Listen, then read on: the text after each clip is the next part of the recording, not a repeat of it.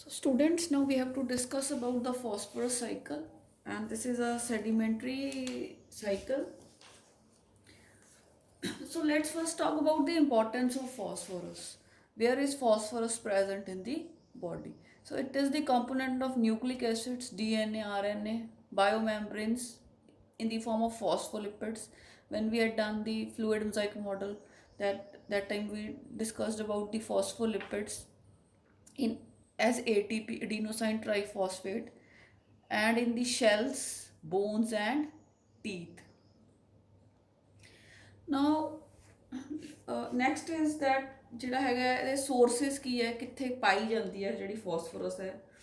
Phosphorus ਦਾ ਜਿਹੜਾ ਬੇਟੇ natural ਰੈਜ਼ਰਵਾਇਰ ਹੈ ਦੈਟ ਇਜ਼ ਦੀ ਰੌਕਸ ਦੇ ਵਿੱਚ ਬਹੁਤਾਤ ਦੇ ਵਿੱਚ ਫਾਸਫੋਰਸ ਪਈ ਹੁੰਦੀ ਹੈ ਇਨ ਦੀ ਫਾਰਮ ਆਫ ਫਾਸਫੇਟਸ। ਤੇ ਐਟਮੋਸਫੀਅਰ ਦੇ ਵਿੱਚ ਫਾਸਫੋਰਸ ਦਾ ਕੋਈ ਵੀ ਰੈਸਪੀਰੇਟਰੀ ਰਿਲੀਜ਼ ਨਹੀਂ ਹੁੰਦਾ। There is no respiratory release of phosphorus into the atmosphere. ਤਾਂ ਇਹਦੀ ਜਿਹੜੀ ਆਪਾਂ ਕਹਿ ਸਕਦੇ ਹਾਂ ਤਾਂ natural reservoir are the rocks. Clear? This is the main source. And then weathering of rocks takes place ਜਦੋਂ ਸਨਲਾਈਟ ਜ਼ਿਆਦਾ ਪੈਂਦੀ ਹੈ, ਧੁੱਪ ਨਾਲ ਜਦੋਂ ਪੱਥਰਾਂ ਦੇ ਵਿੱਚ ਕ੍ਰੈਕਸ ਆਉਂਦੇ ਆ ਤਾਂ ਵੀ call it as weathering of rocks, ਟੁੱਟਦੇ ਆ ਪੱਥਰ। That time this phosphate is added up into the soil. And phosphorus is generally found in the soil in combination with calcium, iron and aluminium. ਇਹਨਾਂ ਦੇ ਨਾਲ combine ਹੋ ਕੇ ਜਿਹੜਾ ਹੈਗਾ ਇਸ ਫਾਰਮ ਦੇ ਵਿੱਚ ਫਾਸਫੋਰਸ ਮਿਲਦੀ ਆ ਆਪਾਂ ਨੂੰ। Next let's talk about what are the uses and how it is released, right? ਤਾਂ ਬੇਟੇ ਕੀ ਕਿੱਦਾਂ ਪਈ ਹੈ ਫਾਸਫੇਟ, ਤਾਂ let's talk about that. Phosphorus is present in the insoluble form in the soil. ਠੀਕ ਹੈ, ਇਨਸੋਲੇਬਲ ਫਾਰਮ ਦੇ ਵਿੱਚ ਪਈ ਹੈ, ਸੋਇਲ ਦੇ ਵਿੱਚ ਮਿਕਸ ਹੋਈ ਪਈ ਹੈ, ਐਂਡ ਇਹਨੂੰ ਸੋਲੇਬਲ ਫਾਰਮਸ ਦੇ ਵਿੱਚ ਬਦਲਿਆ ਜਾਂਦਾ ਹੈ by the microorganisms and plant roots. Chemicals secrete ਕਰਦੇ ਆ ਬੇਟੇ ਜਿਹੜੇ ਮਾਈਕਰੋ ਆਰਗੇਨਿਜ਼ਮਸ ਹੁੰਦੇ ਆ ਤੇ ਜਿਹੜੀਆਂ ਪਲਾਂਟ ਦੀਆਂ ਰੂਟਸ ਹੁੰਦੀਆਂ, ਜਿਸ ਨਾਲ ਜਿਹੜੀ ਇਨਸੋਲੇਬਲ ਫਾਰਮ ਹੈ phosphate the that changes into ਸੋਲੇਬਲ farm, ਜਿਹੜੀ ਡਿਜ਼ੋਲਵ ਹੋ ਸਕੇ ਇਨ water.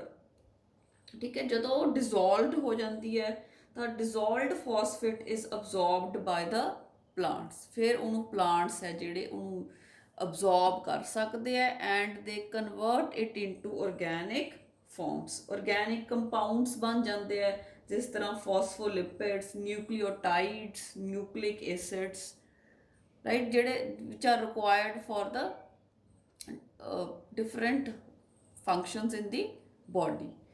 So we can say that phosphorus है ਜਿਹੜੀ insoluble form ਚ present ਹੁੰਦੀ ਹੈ, but microorganisms and the plant roots they form some chemical secretions, ਜਿਸ ਕਾਰਨ ਜਿਹੜੀ insoluble phosphate ਹੁੰਦੀ ਹੈ that changes into dissolved form and it is absorbed by the plants through the roots and it is used to make organic compounds like nucleic acids, nucleotides, etc. ਤਾਂ ਫਿਰ ਬੇਟੇ ਉਸ ਤੋਂ ਬਾਅਦ ਕੀ ਹੁੰਦਾ, ਹੁਣ ਪਲਾਂਟਸ ਦੀਆਂ ਰੂਟਸ ਨੇ ਲੈ ਲਿਆ, ਪਲਾਂਟਸ ਨੇ ਉਹਨੂੰ ਆਪਦੇ ਯੂਜ਼ ਕਰ ਲਿਆ, ਆਪਦੀ ਬੋਡੀ 'ਚ ਸਟੋਰ ਕਰ ਲਿਆ। ਉਸ ਤੋਂ ਬਾਅਦ ਜਿਹੜੇ ਅਗਲੇ ਟ੍ਰੋਫਿਕ ਲੈਵਲਸ ਹੈ, ਜਿਹੜੇ ਕੰਜ਼ਿਊਮਰਸ ਹੈ, they all feed on the producers, on the plants. ਤਾਂ ਜਦੋਂ ਪਲਾਂਟਸ ਜਾਂ ਪਲਾਂਟਸ ਦੇ ਪਾਰਟਸ ਖਾਂਦੇ ਹੈ ਤਾਂ ਜਿਹੜੀ ਫਾਸਫੋਰਸ ਹੈ that moves to the animals through different trophic levels, ਜਾਂ ਆਪਾਂ ਕਹਿ ਸਕਦੇ ਹਾਂ travels to animals along with the food chain, right. ਅੱਗੇ ਫੂਡ ਚੇਨ ਦੇ ਵਿੱਚ ਪਾਸ ਹੁੰਦੀ ਜਾਂਦੀ ਹੈ।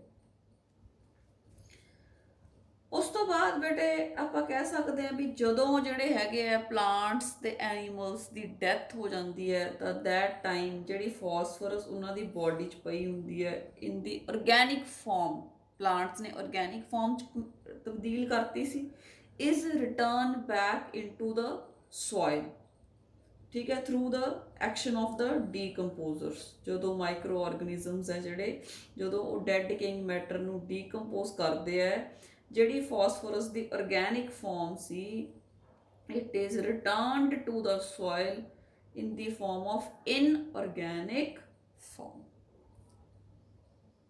right?